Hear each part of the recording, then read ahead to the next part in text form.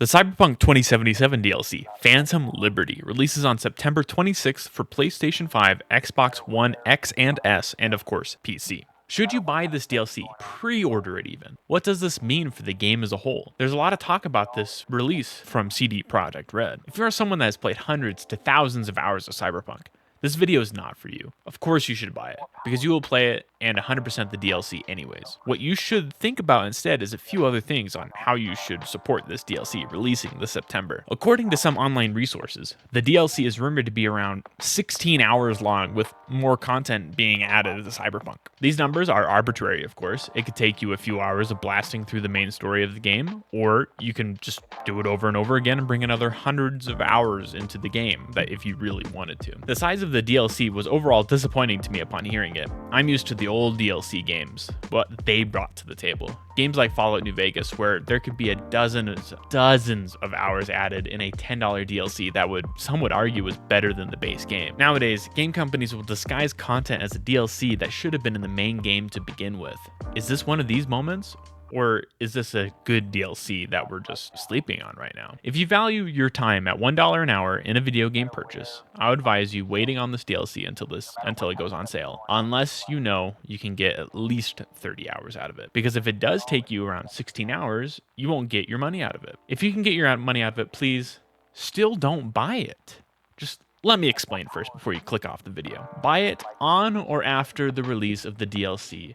Stop pre-ordering games. Please, for the love of God. Even if it's the second coming of Jesus in a video game form, stop pre-ordering video games. This is coming from somebody that pre-ordered Cyberpunk himself. Pre-ordering games is something that is just terrible for the video game industry, especially before you even see gameplay and reviews of the game itself. This isn't just about CD Projekt Red anymore. This is about every gaming company out there. Just look at the recent releases for 2023 alone. Jedi Fallen Order, buggy, terrible to run on release. Even from an amazing first game, especially if you played it on PC. Redfall, a horrendous port. Just an overall terrible game that everyone was so hyped to play. Forspoken. Do I even need to mention what happened with Forspoken? Gollum? That one's just a given, right? Just look at it. It looks terrible, it ran terrible, it's just a terrible game.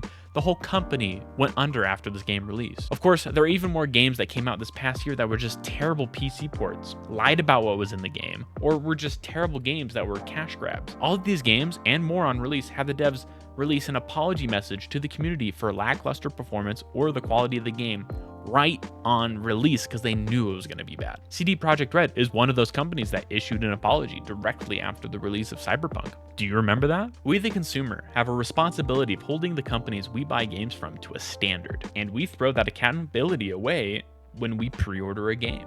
They already have our money. What incentive do they have to make a good single-player game after they already have your money on a one-time purchase video game? They can put that money towards buying their 7th yacht for the CEO of the company. Some would argue that they need the money to continue development on a game, and that is just not true for most developers out there in these AAA scenes, man. When the company is valued in hundreds of millions or even billions of dollars in the Activision Blizzard acquisition, I'm sure they can afford to spend a little bit of their CEO money on making a game that will make millions of dollars if done correctly without your pre-order donation. At the release of this video, we really don't know much about the DLC that is releasing in this September. We only know what CD Projekt Red has shared with the public and their statements about wanting to fix the rift between them and consumers. With this, I have to tell you, please don't buy the DLC before they release the game. On September 23rd, when gameplay and reviews have hit the internet and it seems like a good purchase to you, go ahead and pre-order it then, a few days before. But before then,